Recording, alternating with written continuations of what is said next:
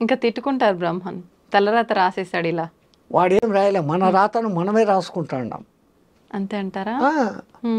నీకు ఏమి ఇవ్వబడిందో దాన్ని తీసుకోకుండా పరువుల దాని మీద ఆశపడతా ఉండవు. అందుకే ఈశావాస ఉపనిషత్తు మొదలు కావడమే ఆ శ్లోకంతో. ఈశావాసమిదం జగం జగత్యాం జగత్తేన తెక్కేన బుందీగా మా గృత కచ్చిత్ కిత్తనం. ఈ జగతంతా ఈశ్వరుడిది. నిన్ను ఇక్కడికి నీకు ఇవ్వబడింది అనుభవించమని పంపించాడు. నీకు ఇవ్వబడింది తీసుకొని నువ్వు అనుభవించి సుఖంగా పో, పరుల ధనము ఆశించకు. ఎంత అర్థవంతంగా మొత్తం 108 ఉపనిషత్తులలో మొట్టమొదటి ఉపనిషత్తు ఈశావాస ఉపనిషత్తు. ఈ మాట చెప్తా ఉంది. ప్రతి దాని వెనకల పరమ పరమ సత్యాన్ని, ఒరే నువ్వు ఇది కాదు అది అన్న సంగతిని బోధిస్తూనే ఉన్నారు. మనం ఆ అర్థాల్లో తీసుకోవడం లేదు. భగవద్గీత నాకు కంఠోపాఠం అందరూ చెప్తారు. భగవద్గీత ఏ భావంతో నువ్వు కూర్చొని అంత భయభక్తులతో చదివితే నీకు ఆ భావం దాంట్లో గోచరిస్తుంది. ఆయన రాసిన ఆయన మహానుభావుడు ఎంత ప్లాన్డ్గా రాసినాడు. ముందు అర్జున విషాద యోగం. ఒక ఆయన నన్ను అడిగాడు, విషాదం కూడా ఒక యోగమా అని. అయినా అసలు అర్జున విషాద యోగం మొదలు కావడం ఎక్కడి నుంచి మొదలవుతుంది? ధృతరాష్ట్ర ఉవాచ. మొదట గుడ్డోడు అడుగుతాడు. గుడ్డోడు అంటే అజ్ఞాని. వానికి జ్ఞానం చెప్పగలిగిన వాడు సర్వ విషయాన్ జయ సంజయ ఆడు చెప్తాడు. అంటే ఎంత ప్లాన్డ్గా రాసినాడు ఆ మహానుభావుడు వాసుడు. మొదటి శ్లోకం ఏమొస్తుంది? ధర్మక్షేత్రే కురుక్షేత్రే సమావేత మామక పాండవ కిమకుర్వత సంజయ. వాడిది ఒక్కటే ప్రశ్న. అజ్ఞాని వేసిన ఒక్క ప్రశ్నకు సుజ్ఞాని వానికి జ్ఞానం ఇచ్చేదానికి చెప్పాల్సిన సమాధానాలు ఈ 699 శ్లోకాలు. దీంట్లో కృష్ణ ఉవాచలు కొన్ని, అర్జున ఉవాచలు కొన్ని, సంజయ ఉవాచలు కొన్ని. ఇవన్నీ పోతే కృష్ణుడు మాత్రమే చెప్పినటివి కొన్ని 100, 500, 600 శ్లోకాలు. ఆ భగవద్గీతలోనే మనం అర్థం చేసుకోలేక వస్తున్నాం. మొదటి ఇప్పుడు నేను చెప్పాను, ధర్మక్షేత్రే కురుక్షేత్రే సమవేత మామక పాండవ కిమకుర్వత సంజయ అని. ఆ మొదటి శ్లోకంలోనే మొత్తం భగవద్గీత సారమంతా ఆయన నిబిడి గుర్తించి చెప్పాడు. ధర్మ అనే పదంతో మొదలైంది, కిమకుర్వత సంజయ అనే మాటతో అంతమైంది. ధర్మ జయ. ఎక్కడ ధర్మం ఉంటుందో అక్కడ జయం ఉంటుంది. అట్లాగనే భగవద్గీతలో చిట్ట చివరి శ్లోకం, ఎత్ర పార్థో ధనుర్ధర ఎత్ర కృష్ణుది తత్ర శ్రీ విజయ నీతిర్మతి మమ. మమ అనే వర్డ్తో ఎండ్ అవుతుంది. మమ ధర్మ తిరగదిప్పుతుంది. అంటే సంస్కృతంలో భాషను తిరగదిప్పాలి. ఈ తెలుగులో 13 అంటారు, 13. అవును. కానీ సంస్కృతంలో త్రయోదశి. ముందు 3 వస్తుంది, మళ్ళీ ఇది వస్తుంది. అట్లాగా 14 చతుర్దశి అని వాడు అంటాడు సంస్కృతంలో. మనం 10, 4, 14 అంటాం. ముందు దశాంశం చెప్తాం, మళ్ళీ ఏకాంశం చెప్తాం. అది ఏమది ఏకాంశమా ఏమో అంటారు, అది చెప్తాం. సో సంస్కృతంలో కొన్ని పదాలు ముందుకు వెనక్కు పెట్టుకోవాలి.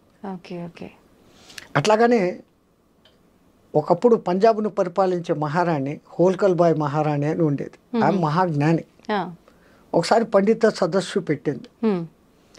ఆ సదస్సులోకి వచ్చిన వాళ్ళు అష్టావక్ర గీత అంత గొప్పది లేదు అని ఒకడు, శివగీత అంత గొప్పది లేదని ఒకడు, రామగీత అంత గొప్పది లేదని ఒకడు, భిక్షు గీత అంత గొప్పది లేదని ఒకడు. ఇట్లా ఒక్కొక్క గీత గురించి చెప్పుకుంటూ వస్తున్నారు. ఒక ఆయన లేసి, అమ్మ నువ్వు జ్ఞానివి, ఇవన్నీ వింటాండావు, అన్ని గీతలకు మించిన గీత బ్రహ్మ గీతను మార్చే గీత భగవద్గీత, దానికి మించింది ఏముందమ్మా అన్నాడు. అవును ప్రభు, నేను చదివినా కానీ దాని సారం నా బుద్ధికి ఎక్కడంలే. నువ్వు గీత గురించి ఇంత చెప్పినావు కదా, నాకు ఒకసారి గీత వినిపించు అన్నాడు. నువ్వు ఇంత పండితురాలు, నీకు నేనేందమ్మా వినిపించేది? ఎవడైనా తప్పు లేదు, చిన్న పెద్ద లేదు, జ్ఞానం ఎక్కడుంటే మన దగ్గర తీసుకోవాలని చెప్పండి. నేను చెప్పలేను తల్లి, నా చేత కాదు. అంటే ఎవరు నాకు చెప్తారు. నాకు తపన ఉంది. నేను ఎన్నోసార్లు గీత చదివా, కానీ ఎవడి నోటి నుంచి వింటే నేను దాన్ని పట్టుకోగలను, ఆ పట్టు నాకు చిక్కడంలే. ఎవరు నాకు చెప్తారు? కాశీలో ఎవరైనా ఉంటారమ్మా పెద్ద పెద్ద పండితులు, మీరు కాశీకి పండి ఆయన ఎవరినో పట్టుకరండి అని. వీళ్ళు బండి వేసుకొని పోయినారు. పంజాబ్ ఎక్కడ, కాశీ ఎక్కడ పోయినా. ఆడ ఎంక్వైరీ చేస్తారు. నాయన ఎవరయ్యా భగవద్గీత గురించి బాగా చెప్తారు అని. అదో ఆ 90 ఏళ్ళ ముసలాయన ఉన్నాడు చూడు, 10వ సంవత్సరం నుంచి భగవద్గీత తప్ప రెండో పుస్తకం చదవడం లేదు ఆయన. భగవద్గీతకు ఎవరు ఎంతమంది భాష్యాలు రాశారో అవన్నీ పెట్టుకొని ఉన్నాడు. ఆయనకు తెలిసినంత ప్రపంచంలో భగవద్గీత గురించి ఎవరికి తెలియదు. షబ్బాష్, మా మహారాణికి ఇట్లాంటి వాడే కావాలి.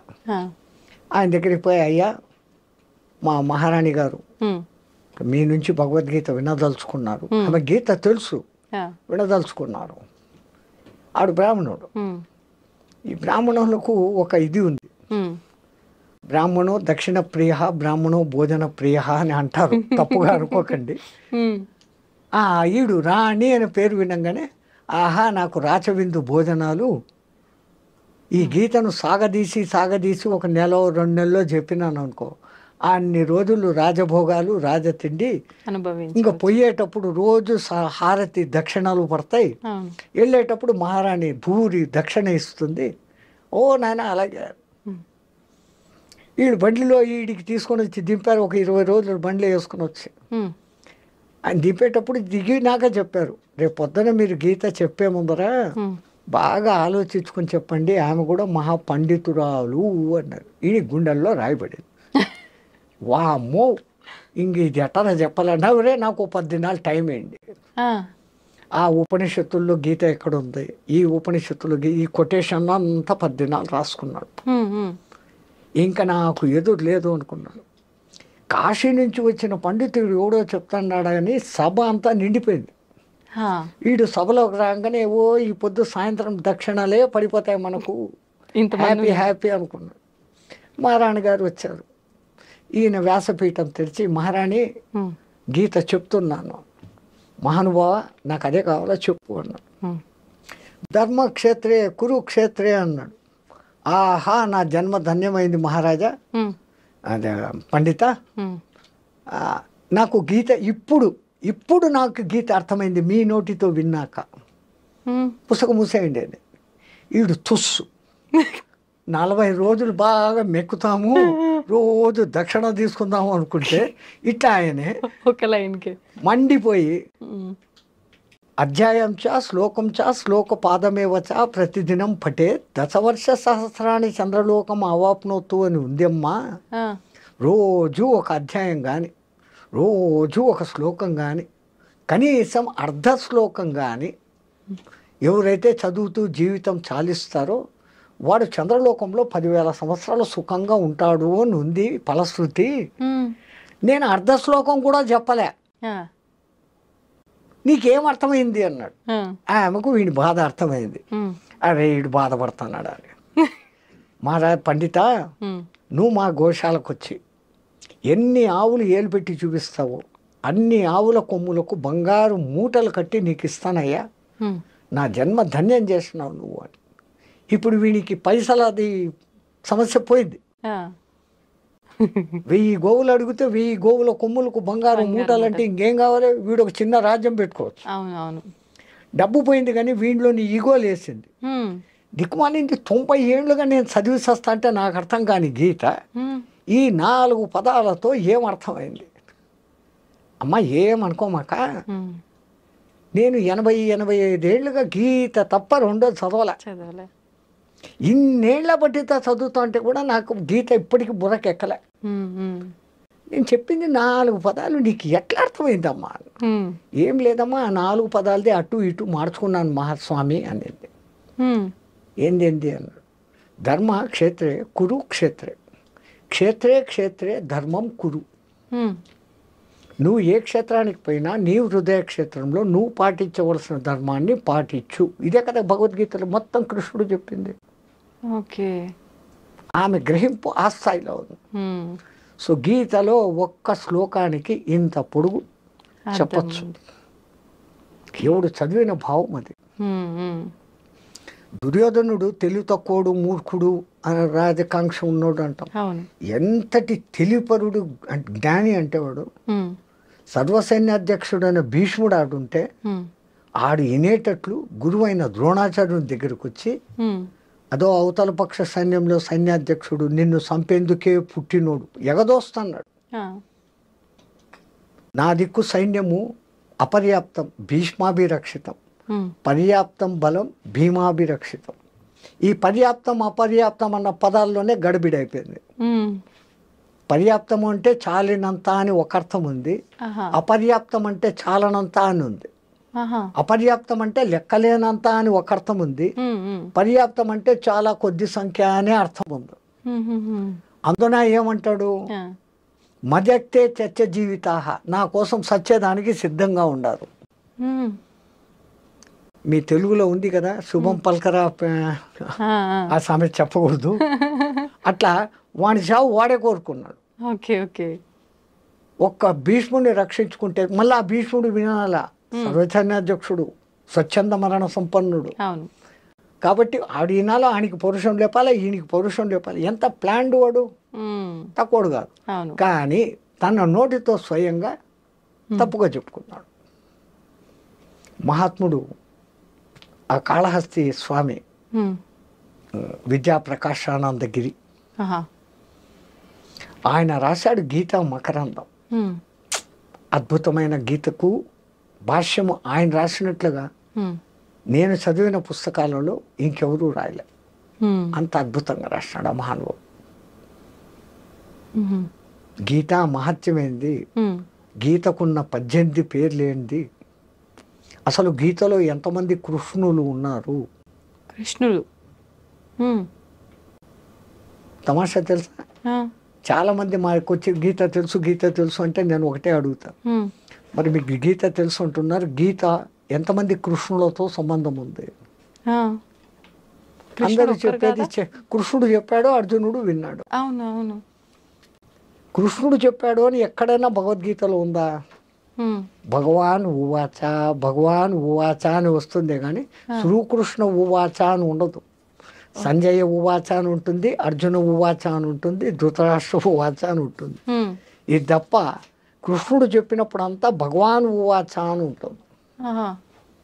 పోనీ అక్కడ చెప్తున్నది కృష్ణుడే, ఇంకా మిగతా 4 మంది కృష్ణులు ఎక్కడ ఉన్నారు? వింటున్న అర్జునుడు కూడా కృష్ణుడే, ఎందుకంటే వానికి 10 పేర్లు ఉన్నాయి. అర్జున పల్గొన్న పార్థ కిరీటి బీభత్సుడు విజయ సవ్యసాచి కృష్ణ, 10 పేర్లు ఉన్నాయి వానికి. ఆ 10 పేర్లలో వాని పేరు కృష్ణ. కృష్ణ అంటే నిజమైన అర్థము సర్వ ఆకృష్ట ఉత్కృష్ట రూపం, ఇది కృష్ణం. అసలు మనం కృష్ణ అని పలకకుండా కృష్ణ అని పలుకుతున్నాం. కృష్ణ అని పలకాల స్వామిజీ? కృష్ణ కృతజ్ఞుడు అంటారు, అప్పుడు క్రు అంటున్నారు. కృపాచార్యుడు అంటున్నారు, అప్పుడు క్రు అంటున్నారు. ఇస్కి పాస్ ఆకర్ కృష్ణ క్యూ బోల్తే హో, ఇక్కడికి వచ్చి ఈయనని కృష్ణ కృష్ణ అని ఎందుకంటారు? కృష్ణ, కృష్ అనంతం, నం ఇచ్చువాడు కృష్ణ, అంతటి అర్థమైన పేరు. సరే, అర్జునుడు దొరికాడు. ఇంక 3వవాడు జెండాపై కపిరాజు, హనుమంతుల వారికి కూడా కృష్ణ అనే పేరు ఉంది. ఆయన అసలు పేరు సుందరుడు, సర్వాకృష్ట సుందర రూపం. వాళ్ళ అమ్మ పెట్టిన పేరు, అంజనీ మాత వానికి పెట్టిన పేరు సుందర కృష్ణ. ఆయన రూపం అందరినీ ఆకర్షించేంత రూపం, అది కృష్ణ. 3వ కృష్ణుడు దొరికాడు. ఇంకా 4వ కృష్ణుడు ఎక్కడున్నాడు? ద్రౌపది. ఆమె కోసమే యుద్ధం వచ్చింది కదా. అవును, ద్రుపదరాజ పుత్రిక కాబట్టి ద్రౌపది, పాంచాల రాజు కూతురు కాబట్టి పాంచాలి. కానీ యజ్ఞంలో పుట్టినప్పుడు ఆ దేవుడు ఆమెకు పెట్టిన పేరు కృష్ణ. ద్రుపద మహారాజు ద్రోణాచార్యుని చంపేదాని కోసం యజ్ఞం చేస్తాడు. అర్జునుడిని పెండ్లాడగలిగినటువంటి కూతురు కావాలా అని యజ్ఞం చేస్తాడు. అప్పుడు ఆ యజ్ఞ పురుషుడు ఆయన యజ్ఞానికి మెచ్చుకొని, ఇందా కృష్ణ, ఈ కృష్ణను నీకు ఇస్తున్నాను, ఆ దుష్టద్యుమ్ముని నీకు ఇస్తున్నాను, వాడు చంపుతాడు ద్రోణాచార్యుని ఆ. అని ఇచ్చాడు. అప్పుడు ఆయన అసలు పేరు కృష్ణ. మ్మ్. వీళ్ళందరూ దొరికి ఇంకా ఐదోడు ఇంకొకరు రాసిన వ్యాసుడు. ఆయన పేరు వ్యాసుడు కాదు, ఆ. ఉన్న ఒక్క వేదాన్ని 4గా విభజించి వ్యాసము చేశాడు కాబట్టి వ్యాసుడు అంటాడు. ఆహా. ఆయన అసలు పేరు కృష్ణద్వైపాయనుడు. ఓకే. పరాశరుడు సత్యవతులకు 2 నదుల మధ్య చీకటిలో జన్మించినవాడు. మ్మ్. కృష్ణ నలుపు, మ్మ్. ద్వైపాయన 2 ఒడ్డుల మధ్య పుట్టినవాడు కృష్ణద్వైపాయనుడు. Okay okay. భగవద్గీత ఎట్లా అర్థం చేసుకుంటూ పోతే అట్లా పోతుంది. ఇప్పుడు ఇదంతా గీతలో ఉంటుందా స్వామీజీ? ఆ? ఇప్పుడు మీ చెప్పిన కృష్ణుడి 5గురు కృష్ణ అన్నారు కదా, ఆ. ఇదంతా గీతలో ఉంటుందా? దేంట్లో ఉంటుంది? ఇక్కడ ఉంటుంది. 1కి 10 సార్లు చదివి చదివి చదివి ఇది కాదు, బయటి అర్థం కాదు, దీంట్లో అంతరార్థం ఉంది అని. సంస్కృత శ్లోకాలు అన్నిటికీ కూడా బాహ్యార్థం ఒకటి ఉంటుంది, అంతరార్థం ఒకటి ఉంటుంది, పరమార్థం ఒకటి ఉంటుంది. ఓకే. ఇట్లా ఎందుకు రాయబడింది, ఎట్లా చెప్తే ఇంకా సౌజన్యంగా జనాలకు ఎక్కుతుంది అనే తపన ఉండి 1కి 10 సార్లు చదివినప్పుడు ఆ కొత్త భావన ఆ గురువు కల్పిస్తాడు, వస్తుంది. అట్లే ఆ మహానుభావుడు కూడా విద్యా ప్రకాశ్ ఆనందగిరి మలయాళ స్వామి గారి శిష్యుడు. మలయాళ స్వామి ఈయన శిష్యరికానికి మెచ్చి నువ్వు పోయి ఇంకెక్కడైనా ఆశ్రమం పెట్టుకోరా అని అంటే ఆయన పెట్టుకున్న ఆశ్రమం పేరు వ్యాసాశ్రమం. ఆ గురువుకు నేను శిష్యుణ్ణి అంటే ఆయన కొడుకుతో సమానుండని శుకబ్రహ్మ ఆశ్రమం అని పేరు పెట్టుకున్నాడు. 300-400 గీచా యజ్ఞాలు, అంటే యజ్ఞం కాదు, ప్రవచనాలు, పల్లె పల్లెకు బస్సులు లేకుండా నడిచి ఎడ్ల బండ్లలో కూర్చొని పోయి 300-400 గీచా ప్రవచనాలు చేసి ఆ గురు శుశ్రూష అంతా, ఆ గురు కృప అంత మలయాళ స్వామి కృప ఉండబట్టి ఆ మహానుభావుడు ఈ గీతా మకరందం రాశాడు. దాని పేరే గీతా మకరందం. తేనెకన్నా ముందు రూపం మకరందం. ఆ మకరందాన్ని తేనెటీగలు తెచ్చి రెక్కలతో అల్లారించి గట్టిపరుస్తే వచ్చేది తేనె. తేనె కన్నా మధురమైంది మకరందం. దాని పేరు ఆ మహానుభావుడు పెట్టిన పేరు గీతా మకరందం. అందుకే త్యాగయ్య గారు అంటారు, ఎందరో మహానుభావులు అందరికీ వందనాలు.